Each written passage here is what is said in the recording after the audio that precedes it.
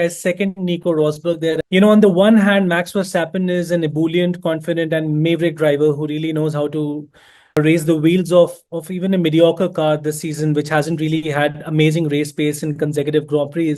But today's incident is a glaring reminder that Max Verstappen is basically a capricious talent also. And sometimes he really does not understand that racing has to be maintained within the confines of normality and legality. That move on George Russell, which was, I think, pulled off rather deliberately, could have hampered George Russell's race completely. But Max Verstappen ought to have watched out there. And first of all, whining at a time where just 1.5 laps are remaining over the team radio to your team, which has clearly communicated in the very first instance that kindly give the position back to the other competing driver, makes no sense.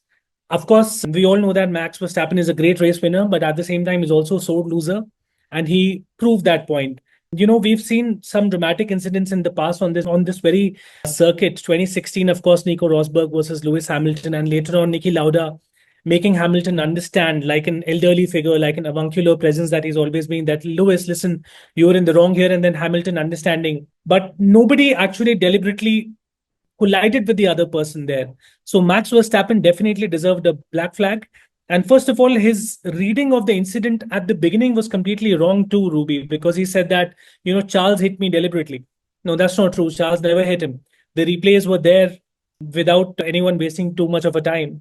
And it was found out that there was a bit of a racing contact between George, who made probably the slightest of nudges around the front part of the Red Bull, but it was kind of a racing incident. But then Max, ever a whiner on this occasion, ought to have watched out.